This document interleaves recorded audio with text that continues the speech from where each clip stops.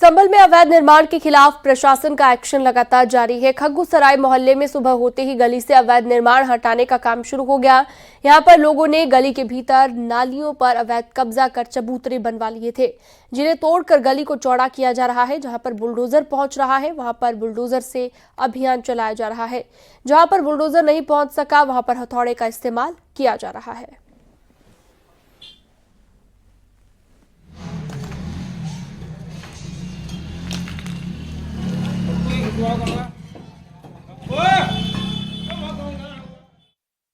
ये चल रहा है, प्रशासन अपने आगे जगह तंग बताता है, वो तोड़ के चलेगा बस। और कोई बात नहीं। कितने घर ऐसे हैं? यही घर है जो दिख रहा है आपको, 10-15 16 घर। यहाँ के लोग खुद तोड़ रहे हैं, नगर पालिका की टीम आई हुई है? नगर पालिका की टीम। ये तो हम बटोल रहे हैं अपना सामान, अपने घर के आगे कुछ वो तोड़ के चलेगा, ये तो हम ही लोग बटोल रहे हैं। क्या बताया?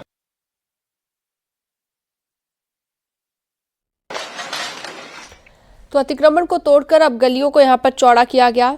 बताया जा रहा है कि अवैध निर्माण करके कई चबूतरे यहां पर बना दिए गए थे और अब बुलडोजर के जरिए इन्हें ध्वस्त किया गया और इस गली को चौड़ा किया गया जो मंदिर के लिए रास्ता जाता है। नालियों पर कब्जा कर लिया गया था, चबूतरा यहां पर बना लिया गया था। अब ये 2 तस्वीरें आप देख रहे हैं, अब इस पर बुलडोजर एक्शन हो रहा है।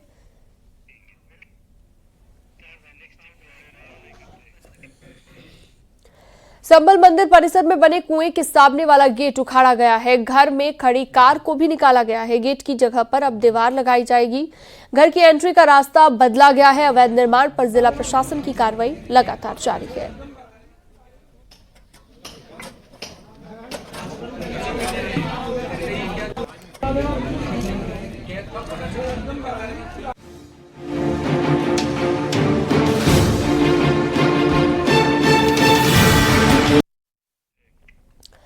संभल के शाही जामा मस्जिद क्षेत्र में मंदिर में पूजा पाठ शुरू हो गई है। सुबह सुबह ही लोगों ने मंदिर में पूजा पाठ करना शुरू कर दिया। मंदिर में लोगों ने रुद्राभिषेक भी किया और पुलिस प्रशासन भी अलर्ट मोड पर है। मंदिर की सुरक्षा को ध्यान में रखते हुए सीसीटीवी लगाए गए हैं। प्रशासन ने मंदिर पर हुए अवैध कब्जे को ध्वस्त कर दिया है। अब पुलिस और प्रशासन मंदिर से सटे मकानों का नक्शा चेक करेगा। इसके लिए नोटिस भेजने की तैयारी हो रही है।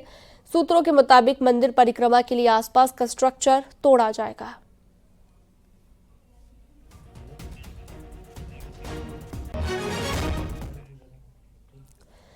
संभल में मंदिर से जुड़ी बड़ी खबर आ रही है। संभल में 46 साल बाद खोले गए मंदिर के पास अवैध मकान निर्माण को लेकर समाजवादी पार्टी के सांसद जियाउर रहमान बर्क को दूसरा नोटिस जारी हुआ है। इस नोटिस पर जियाउर रहमान बर्क के पिता मौलाना ममलुकुर रहमान बर्क का कहना है कि जिस मकान का नोटिस उन्हें मिला है वो मकान उनके नाम नहीं है, बल्कि उनके मृत पिता शफीकुर रहमान बर्क के नाम है।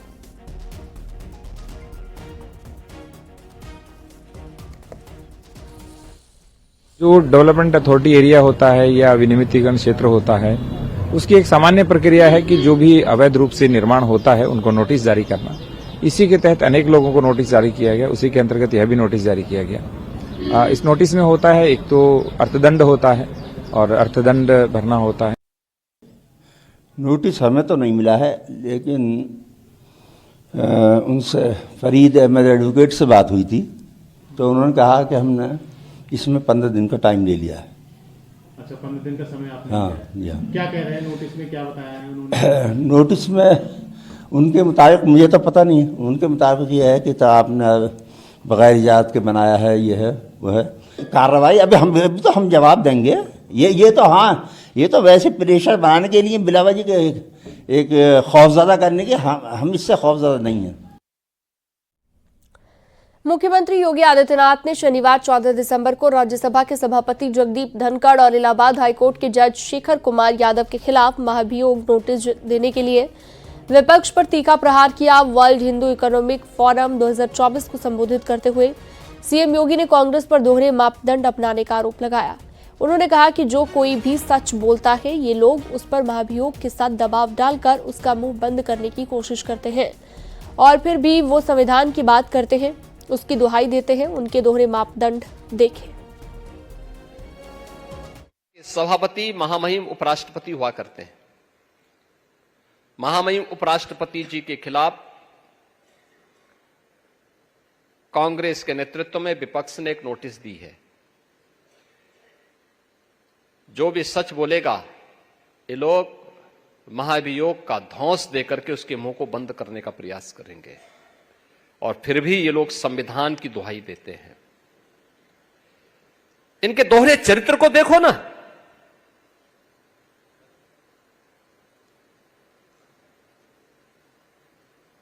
इलाहाबाद उच्च न्यायालय के एक माननीय न्यायमूर्ति ने एक बात कही। उन्होंने कहा समान नागरिक संहिता तो होनी चाहिए, और दुनिया के अंदर तो बहुसंख्यक समाज की भावनाओं का सम्मान हर हाल में होती है। अगर दुनिया में होती है तो भारत में अगर बहुसंख्यक समाज के हितों की चर्चा कोई कर ले, उस सच्चाई को कोई बोलता है, कौन सा अपराध हो गया? आपने देखा होगा इन लोगों ने राज्यसभा में माननीय न्यायमूर्ति के खिलाफ भी महाभियोग की नोटिस दी है। ये है, और ये अपने को लोकतांत्रिक कहते हैं, ये अपने को लोकतंत्रवादी कहते हैं, संविधान की पुस्तक साथ में लेकर के चलते हैं। तनिक भी शर्म नहीं है इन लोगों को। ये संविधान का गला घोंटने वाले लोग हैं। यानी समान नागरिक कानून देश के अंदर नहीं होना चाहिए क्या? दुनिया के अंदर बहुसंख्यक समाज जो कहता है व्यवस्था वैसे संचालित होती है, और भारत तो कह रहा है कि साहब भारत के अंदर अल्पसंख्यक और बहुसंख्यक का भेद समाप्त होना चाहिए, सब लोगों पर एक समान कानून लागू होना चाहिए। उल्टा हो रहा है, बहुसंख्यक समाज कह रहा है कि साहब बहुसंख्यक अल्पसंख्यक का भेद समाप्त होना चाहिए, लेकिन ये लोग धौंस देंगे, क्योंकि पुरानी आदत है संविधान का गला घोंट करके देश की व्यवस्था को संचालित करने की, जबरन अपने दम पर ये लोग चलाना चाहते हैं। देश तमाशा देख रहा है। इन सबको एक्सपोज किए जाने की आवश्यकता है। जो भारत की विरासत को कोसते हैं, एक सच को दबाने का प्रयास करते हैं अपनी आवाज से, अपनी दबंगई से। सरदार पटेल की पुण्यतिथि पर सीएम योगी आदित्यनाथ ने उन्हें श्रद्धांजलि दी। सीएम योगी ने हजरतगंज स्थित सरदार पटेल की प्रतिमा पर माल्यार्पण किया और कहा कि उनका देश के प्रति जो योगदान था हमेशा हमें प्रेरणा देता रहेगा। साथ ही सीएम योगी ने कहा कि अगर सरदार पटेल होते तो कश्मीर में भी धारा 370 नहीं लागू हो पाती। स्वतंत्र भारत के पहले गृह मंत्री के रूप में उन्होंने न केवल देश के एकीकरण के वर्तमान अभियान को एक नई ऊंचाइयां प्रदान की, 563 से अधिक रियासतों को भारत गणराज्य का हिस्सा बनाया। आज जो भारत हम देख रहे हैं यह सरदार वल्लभ भाई पटेल की ही सूझबूझ का परिणाम है। आज जो एक भारत है, श्रेष्ठ भारत है, सुरक्षित भारत है, इसकी पृष्ठभूमि में सरदार वल्लभ भाई पटेल की। अगर लौह पुरुष सरदार वल्लभ भाई पटेल होते तो कश्मीर में धारा 370 आजादी के बाद, संविधान लागू होने के बाद कभी भी लागू नहीं हो पाती। लेकिन छद्म रूप से जिन लोगों ने धारा 370 को डाल करके एक भारत श्रेष्ठ भारत के मार्ग में बैरियर खड़े किए थे, हम सब आभारी हैं। प्रधानमंत्री मोदी जी ने 5 अगस्त 2019 को कश्मीर में धारा 370 को सदैव के लिए समाप्त करके आतंकवाद की नींव को सदैव के लिए समाप्त कर दिया।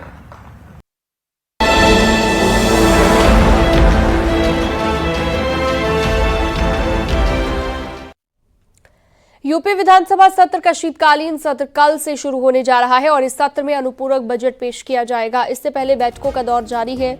शाम को कार्य मंत्रणा समिति की बैठक होगी। उससे पहले सर्वदलीय बैठक हुई है जिसमें सीएम योगी आदित्यनाथ समेत विपक्षी पार्टियों के नेता शामिल हुए हैं। शाम को 6 बजे लोक भवन में बीजेपी विधानमंडल दल की बैठक होगी। इसमें सीएम योगी आदित्यनाथ, बीजेपी के प्रदेश अध्यक्ष भूपेंद्र चौधरी और महामंत्री संगठन धर्मपाल मौजूद रहेंगे। योगी सरकार 17 दिसंबर को दोनों सदनों में वित्तीय वर्ष 2024-25 का दूसरा अनुपूरक बजट पेश करेगी। 18 दिसंबर को अनुपूरक बजट पर चर्चा के बाद पास कराया जाएगा। अनुपूरक बजट का आकार 16,000 करोड़ हो सकता है। योगी सरकार अनुपूरक बजट में महाकुंभ समेत तमाम योजनाओं के लिए बजट की व्यवस्था करेगी। यात्रा है ये कल से प्रारंभ होगा सर। इसमें द्वितीय अनुपूरक भी आएगा और भी विधायी कार्य जो है जो प्रस्तावित हैं वो होंगे। जो अध्यादेश आए हैं उनका रिप्लेसमेंट बिल भी आएगा। सरकार तैयार है पूरी तरीके से। कल से शुरू होने जा रहे विधानसभा सत्र पर सपा नेता उदयवीर सिंह ने कहा कि सभी मुद्दों पर सदन में बात होगी। विरोधी दल राष्ट्रीय अध्यक्ष जी की राय से और विधायकों की राय से वैसे तो पूरा एजेंडा तय करेंगे, लेकिन मुख्य मुद्दे आप सबके सामने हैं। जिस तरीके से सरकार ने कानून व्यवस्था का संकट पैदा कर दिया और पुलिस ही यहाँ की सबसे बड़ी अपराधी बन गई है। मुख्यमंत्री को पुलिस के अलावा किसी पे भरोसा नहीं है। लगातार सरकार की नाक के नीचे किसानों, नौजवानों, बेरोजगारों सब पे लाठी चल रही है। सबकी जो मांग है, सबकी जो परेशानियां हैं, उनको लाठी मार के किनारे किया जा रहा है और प्रदेश को एक धार्मिक उन्माद के रास्ते पे ले जाने का और धार्मिक उन्माद में झोंक के अपनी नाकामियों को छुपाने की जो राजनीति हो रही है वो निश्चित तौर पे एक बहुत बड़ा और प्रमुख मुद्दा रहेगा। उत्तराखंड के सीएम धामी ने कांग्रेस पर तीखा प्रहार किया और कहा कि कांग्रेस ने देश में 60 साल तक राज किया और इस दौरान देश को पीछे धकेलने का काम किया है। हैरान करने वाली बात थी कि जब आदरणीय प्रधानमंत्री जी 75 वर्षों के गौरवशाली देश की यात्रा का वृतांत रख रहे थे, संसद के अंदर जब अपनी बात रख रहे थे, उस समय कांग्रेस के लोग इस प्रकार से तिलमिलाए थे, इस प्रकार से वो जो है संसद को डिस्टर्ब कर रहे थे। निश्चित रूप से उसकी जितनी निंदा की जाए वो कम है, क्योंकि इन्होंने देश के अंदर 60 सालों तक राज किया है और देश के इन 60 सालों में इन्होंने देश को अनेक तरीके से पीछे धकेलने का काम किया, संविधान का गला घोटने का काम किया, देश की आत्मा को लहूलुहान करने का काम किया और इन्होंने देश के अंदर आपातकाल थोपने का काम किया। और आज ये संविधान को हाथ में लेकर दर्शाने का काम कर रहे हैं, दिखाने का काम कर रहे हैं। देश की जनता भली भांति जानती है। संविधान के 75 साल पूरे होने पर संसद में हो रही चर्चा को लेकर बीएसपी अध्यक्ष मायावती ने प्रेस कॉन्फ्रेंस की और कहा कि बीजेपी सरकार भी अब कांग्रेस की राह पर चल रही है। इन दिनों मुझसे ज्यादा तुम दोषी वाली राजनीति हो रही है। सरकार जनता को मुद्दे से भटका रही है। मायावती ने वन नेशन वन इलेक्शन के लिए समर्थन का ऐलान किया और अन्य दलों से भी समर्थन की अपील की। देश एक चुनाव को लेकर वर्तमान भाजपा सरकार द्वारा 1-2 दिनों में लाए जाने वाले इस विधेयक का भी स्वागत करेगी। वैसे भी हमारी पार्टी गरीब व मजलूमों की ही पार्टी है और हमारी इस पार्टी के संगठन व चुनाव आदि भी इन्हीं के ही बलबूते पर चलाए जाते हैं व लड़े जाते हैं। जो गरीब मजलूम लोग हैं तो उन्हीं की आर्थिक मदद से, उनके तन मन धन से, उनकी मदद से ही पार्टी का संगठन चलाया जाता है, चुनाव आदि भी लड़ाए जाते हैं। क्योंकि हमारी पार्टी इसके लिए कांग्रेस, बीजेपी व अन्य दलों की तरह यहाँ बड़े बड़े पूंजीपतियों व धन्ना सेठों आदि से कोई भी आर्थिक मदद नहीं लेती है। ऐसे में एक साथ चुनाव होने से फिर हमारी पार्टी पर इन सब मामलों में बहुत कम खर्च का बोझ पड़ेगा। साथ ही इससे जल्दी चुनाव आचार संहिता ना लगने की वजह से भी जनहित के कार्य ज्यादा नहीं रुकेंगे। इसलिए हमारी पार्टी का ये मानना है कि इस मुद्दे की आड़ में कोई भी राजनीति करना ठीक नहीं है।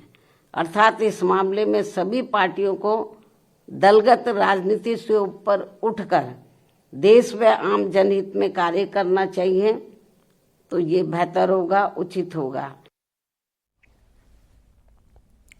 आगे बढ़ते और अगली खबर आपको बताते हैं। मंत्री ओम प्रकाश राजभर ने वन नेशन वन इलेक्शन का समर्थन किया और विपक्ष के एतराज को गलत बताया। उन्होंने कहा कि विपक्ष को सोचना चाहिए कि जब आजादी के बाद इतने सालों तक एक साथ चुनाव होते रहे तो क्या लोकतंत्र खतरे में नहीं था। राजभर ने कहा कि समय समय पर कमियां सामने आई, अब इन सबको दूर करके एक साथ चुनाव कराने की तैयारी है। इस बीच खबर आ रही है कि कल लोकसभा में one nation one election bill पेश नहीं होगा। विपक्षी तमाम आरोप लगा रहा है कि सरकार पे कि संविधान नष्ट करना चाहते हैं, ये एक राष्ट्र एक चुनाव के खिलाफ लगातार विपक्ष बोल रहा है, कैसे देखते हैं? नहीं, देखिए, उनको सोचना चाहिए कि आजादी के बाद एक साथ चुनाव हुए, कई दौर के चुनाव हुए, तब लोकतंत्र खतरे में नहीं था। डिप्टी सीएम ब्रजेश पाठक ने अयोध्या में हनुमानगढ़ी जाकर दर्शन पूजन किया। साथ ही उन्होंने हाईवे पर जनौरा स्थित एक होटल का उद्घाटन किया। बाद में मीडिया से बातचीत करते हुए ब्रजेश पाठक ने कहा, मिल्कीपुर में जब भी उपचुनाव होंगे बीजेपी की जीत तय है। उन्होंने कहा कि हनुमानगढ़ी में दर्शन पूजन कर प्रदेश के कल्याण और विकास के साथ लोगों के हित के लिए कामना की गई है। प्रदेश के कल्याण के लिए, लोगों के हित के लिए, प्रदेश के डेवलपमेंट के लिए हमने प्रभु के चरणों में कामना की है। और मिल्कीपुर में जब भी चुनाव घोषित होगा भारतीय जनता पार्टी ही जीतेगी। हुए हैं प्रदेश के कल्याण के लिए, लोगों के हित के लिए, प्रदेश के डेवलपमेंट के लिए हमने प्रभु के चरणों में कामना की है। और मिल्कीपुर में जब भी चुनाव घोषित होगा भारतीय जनता पार्टी ही जीतेगी।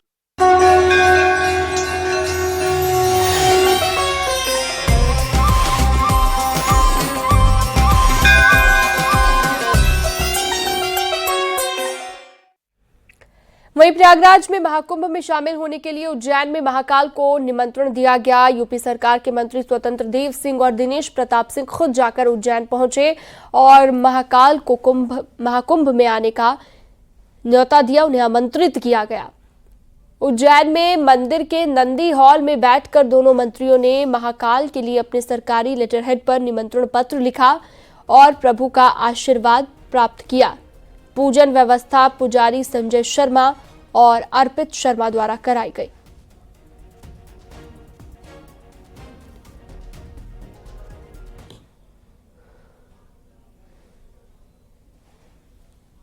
के अंदर आदरणीय योगी जी की सरकार के जो दिव्य भव्य कुंभ वहां पर संपन्न होने जा रहा है, वो दिव्य भव्य कुंभ में आने वाले सभी भक्त संगम में स्नान करें, स्वस्थ रहें और अपने घर पर जाएं। इसलिए बाबा को आमंत्रित हम लोग करने आए थे कि आप प्रभु वहां पधारें और सभी प्रकार की कठिनाई किसी प्रकार भक्त जनों का न हो, इसकी चिंता करें।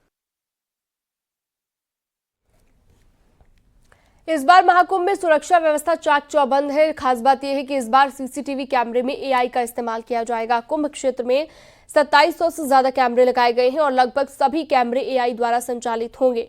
इन कैमरों की खास बात यह रहेगी कि ये काफी ऊंचाई पर लगाए जा रहे हैं, जिससे भीड़ को नियंत्रित करने में आसानी होगी। और यही नहीं, इन कैमरों से ये भी पता चलेगा कि कहां पर आग लगी है। ये कैमरे कंट्रोल रूम को सारे अलर्ट देंगे।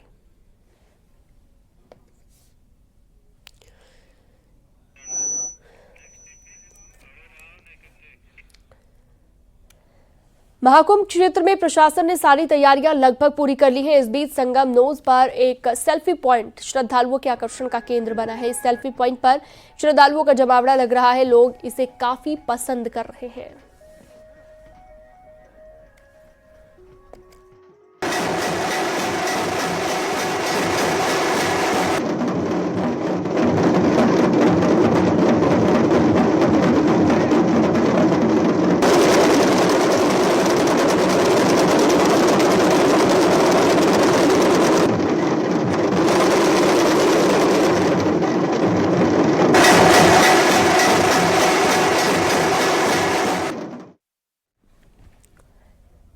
महाकुंभ में भीड़ को नियंत्रित करने के लिए पुलिस कोई कोर कसर नहीं छोड़ रही है। इस बार उत्तर प्रदेश सरकार की ट्रेंड माउंटेड पुलिस मेले में तैनात रहेगी। इस ट्रेंड माउंटेड पुलिस का काम करोड़ों श्रद्धालुओं के कुंभ पहुंचने की राह को सुगम बनाना होगा।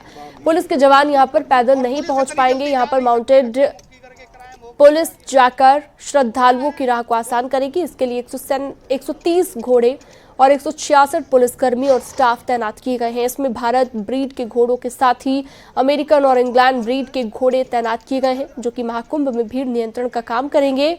अमेरिका और लंदन से खास नस्ल के लाए गए एक घोड़े की कीमत 7 लाख रुपए बताई गई।